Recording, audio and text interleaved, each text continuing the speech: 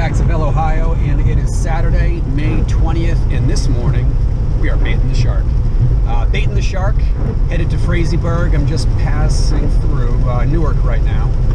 Baitin the Shark, another gravel race, the second gravel race in the Ohio Gravel Race Series.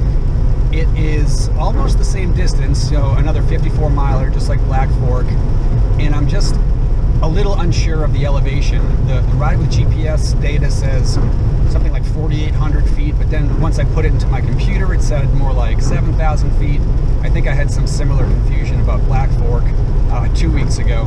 So whatever, I'm going to expect a similar finishing time, 3 hours, 45 minutes, except for the fact that it's pouring out today. And it's been pouring since about midnight, 1 a.m. I'm not that thrilled about it. I would say it's dampening my mood just a touch as well.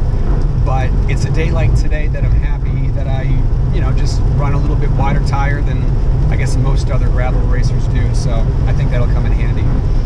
I have my bike in the back of the car because for all the fabled optimal gains that a wax chain can give you, one thing that it doesn't stand up very well against is constantly wet conditions.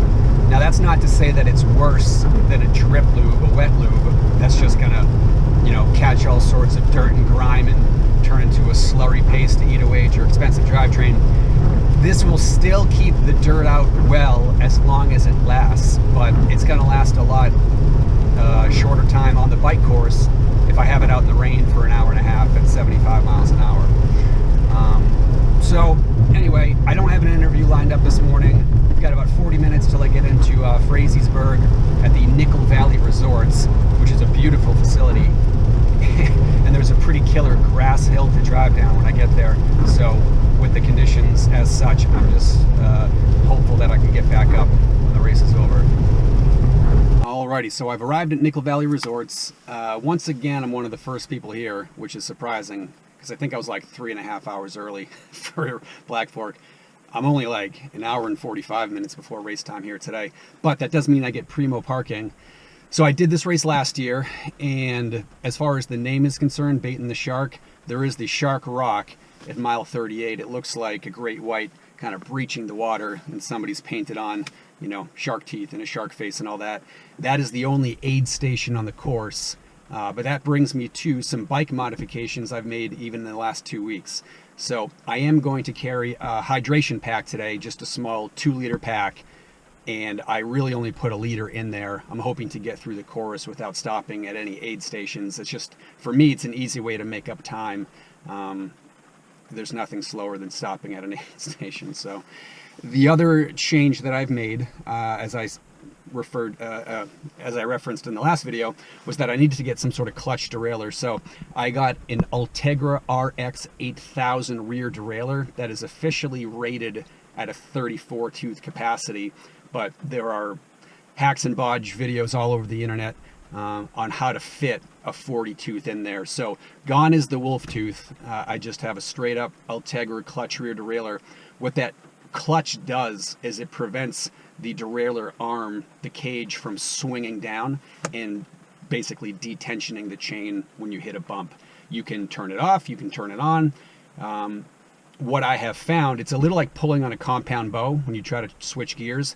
You do have to swing that lever through a little bit more resistance to this break point, and then it just goes. But it does seem you can kind of fine tune that.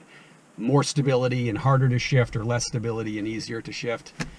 But so far I'm a fan, and I think it's really going to help keep that chain on today.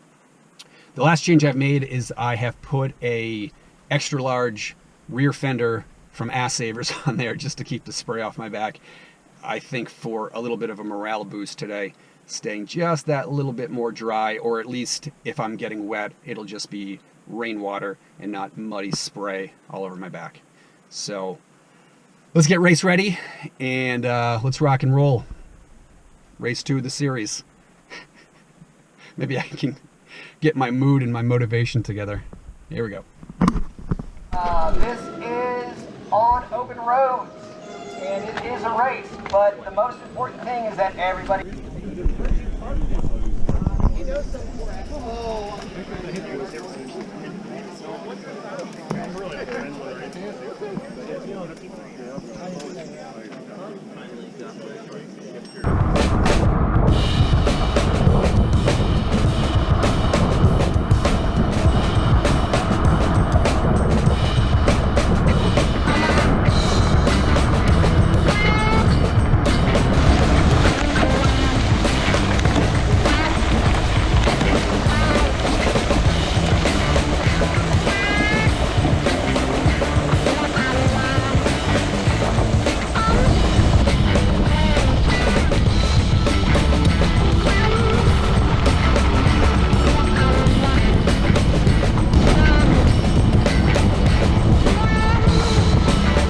Chains off. Chains off.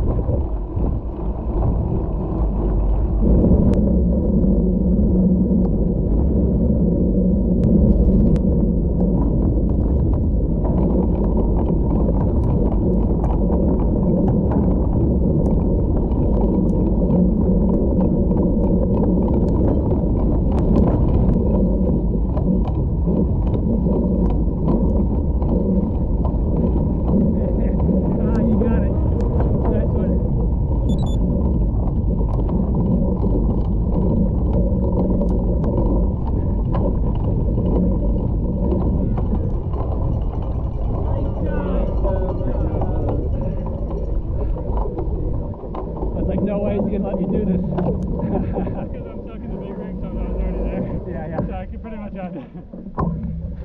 Oh, it's right there with you, man. The top half of my... There's a number on the chain today, but... Yeah.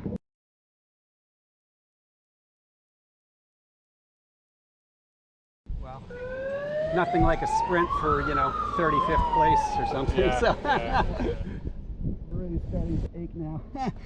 Oh, that hurts. Oh, man.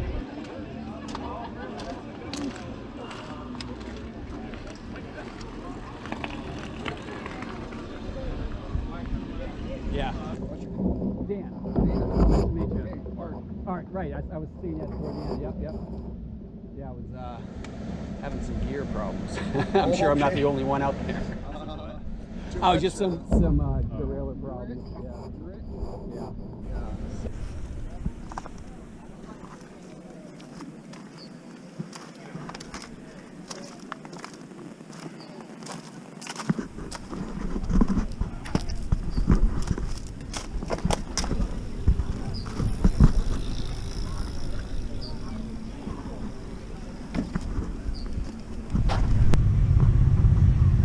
Probably let you guys down a little bit with footage. I don't know what happened. My battery just like sort of ran out at the beginning and it just sucked. Such a downer. The weather conditions, the race conditions were just not conducive to changing a GoPro battery on the fly, and I never felt safe enough to take the handheld out. I don't know how I got so muddy. Well, I know how I got muddy, just so much muddier than everyone else. I was sort of kicking myself for allowing my drivetrain to operate so poorly until I just saw that everyone's was operating poorly. I couldn't use anything except for my granny gear on the climbs. So if it wasn't just like a murderous climb, which there were plenty of, I was just spinning out at like 110 RPM. And then I could only use like the last 5 smallest when I was in my big ring. So I was just sprinting down the hills to mash my way up as far as I could go and then dropping it all the way down into the granny gear. That was from like mile 30 on. But I did pretty well. I never dropped my chain, so the clutch certainly worked. I think I was 10 minutes faster than I was last year, which is also nice given the rain. This was the dustiest race I had ever done, and there was no dust. So I need to get home and eat something. Man, my legs are aching.